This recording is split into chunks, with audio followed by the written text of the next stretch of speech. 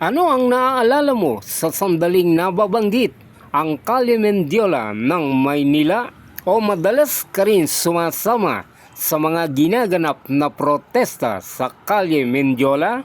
Welcome back to my channel. Ito ang Galapalo TV. Tayo na sa aking bagong episode dito sa Calle Mendiola. At alamin natin ang mga kaganapan dito sa Calle Mendiola mula noon hanggang sa ngayon. Heto nga, at kung inyong mapapansin, nakabarikada na ito ng mga barbed wire o mga tanikala. At totoong hindi na ito bubuksan para sa mga commuter o daanan ng mga sasakyan. Isinara dahil na rin sa mga kilos protesta na nagaganap dito sa tuwing may mga rally. At ang lugar na ito ay pilit na pinapasok ng mga nagpuprotesta upang makalapit sa palasyo ng Malacanang. Kasama ng mga autoridad, at ang mga barbed wire na ito ay silbing pananggalan o sa mga nagpupumilit na makalapit sa palasyo ng Malacanang. At ang Calle Mendiola ay naging palasak na sa tuwing may magaganap na mga rally o protesta. At ang Calle Mendiola ay hindi natatahimik sa tuwing may magaganap na protesta sa lugar na ito. Ang Calle Mendiola ay nasa dulong bahagi ng CM Recto Avenue at ng Ligarda Street.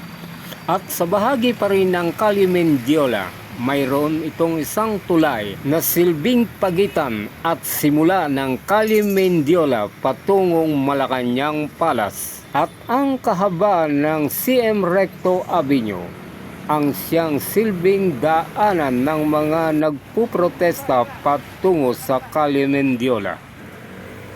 Sa ngayon, ang Calle Mendiola ay tuluyan ng sarado at hindi na nakapapasok ang mga sasakyan na tulad ng dati. At ang mga sasakyan na inyong makikita sa lugar na ito sa ngayon ay pawang mga pribado, gamit ng mga ilang mag-aaral dito sa kahabaan ng Calle Mendiola. Dahil nga sa ang Calle Mendiola ay isa rin sa mga pangunahing daan patungo sa palasyo ng Malacanang.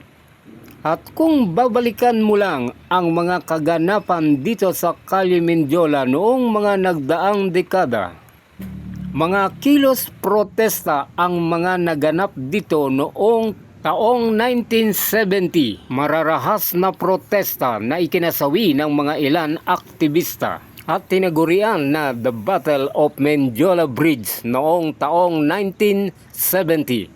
At taon 1987 nang maganap pa rin ang isang marahas na kilos protesta sa lugar na ito na tinaguriang Mendiola Massacre noong taon 1987. Nakalulungkot isipin na ang dating tahimik na Calle Mendiola ay naging sentro ng kilos protesta. Sa ngayon ay silbing parking area ng mga pribadong sasakyan ang nasabing kalye. Dahil na rin sa mga kabi-kabilaang mga paaralan sa lugar na ito. Noong dekada 60, isang napakatahimik at magandang kalye ang Mendiola.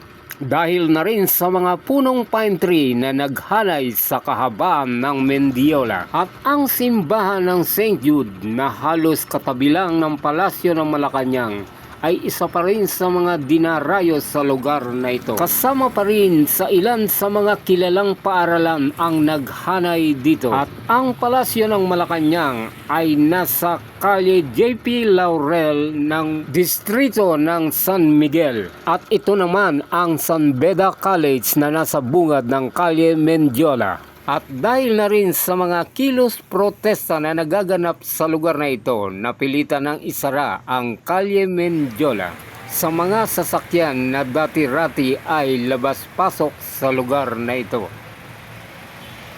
At ang kahabaan ng CM Recto Avenue, silbing pangunahing daan ng mga nagkikilos protesta patungo ng Mendiola. At nito ngang September 21 ng nakaraang taon ay naganap pa rin sa lugar na ito ang isang marahas na pagkikilos At ang kalye CM Recto na ito patungo sa Mendiola ay nakararanas rin ng mga karahasan sa sandaling may kaguluhan o walang pagkakaunawaan ng magkabilang panig sa lugar na ito.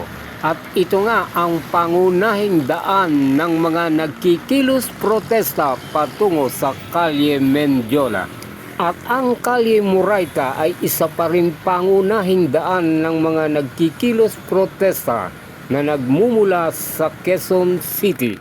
At ang kalye CM Recto ang siyang pangunahing tagpuan ng mga nagpuprotesta na nagmumula sa Quezon City. At isa pa rin itong rotonda ng kalye Espanya, silbing meeting place o tagpuan ng mga nagkikilos protesta. At ang landmark na rotonda ay silbing boundary o hangganan ng Maynila at ng Quezon City. At may ilan rin sa mga nagkikilos protesta na ang lugar na ito na rotonda ay silbing na kanilang tagpuan na lumalahok sa mga kilos protesta na nagmumula sa iba't ibang panig ng Quezon City.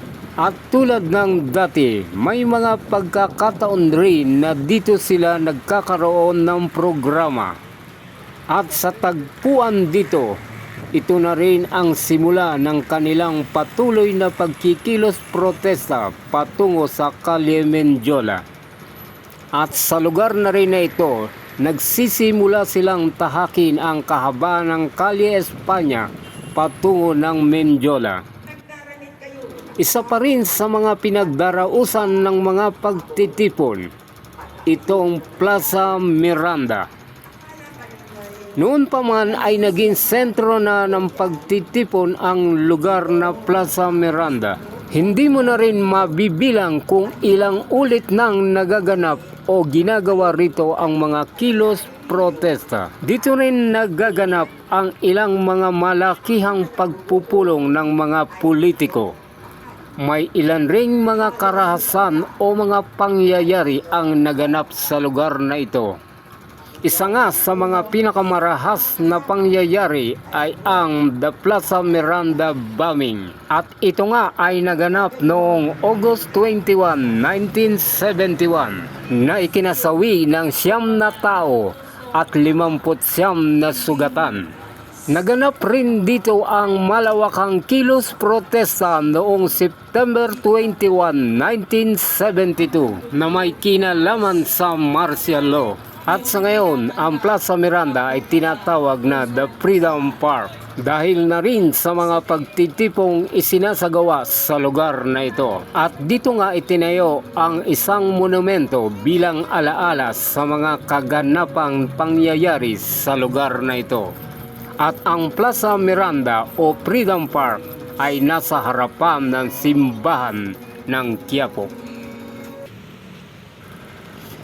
Isa pa rin sa mga kilalang tagpuan o meeting place ng mga nagkikilos protesta ay itong Plaza Loton o Liwasang Bonifacio. Ito ay may malawak ring kabuuan na kung saan ang mga pagpupulong o mga kilos protesta ay nagaganap din sa lugar na ito at silbing tagpuan sa mga lalahok sa mga pagtitipon. At ang Liwasang Bonifacio ay nasa harapan ng gusali ng Philippine Postal Office. At hindi pa rin naman ito kalayuan kung sakaling sila ay magkaisa at magtungo sa kalye Mendiola. At dito tatahakin nila ang bahagi ng Quiapo o ang Quezon Boulevard patungo ng kalye Mendiola. At isa pa rin sa kilala at may malawak na area ng pinagdarausan ng mga pagtitipon, ito ay ang Luneta. At sa bahagi ng Grandstand, dito nagaganap ang mga programa, ang mga pagtitipon ng mga lalahok sa mga isinasagawang kilos protesta. At dito rin nasusukat kung gaano karami ang mga dumadalo sa nasabing pagtitipon. Isa rin ito sa mga bahagi ng mga nagaganap na kilos protesta. At ang Calle Mendiola ay isang lugar na kung saan ipinaglalaban ang mga karapatan na kanilang nasimulan. At ang mga pangarap na muli nila itong matatapakan ay mayroon ng mga balakid o tanikala upang maiwasan na rin ang mga karahasang naganap noong mga nagdaang panahon. At habang patuloy ang mga nagaganap na kilos protesta, mananatili pa rin sarado ang Calle Mendiola.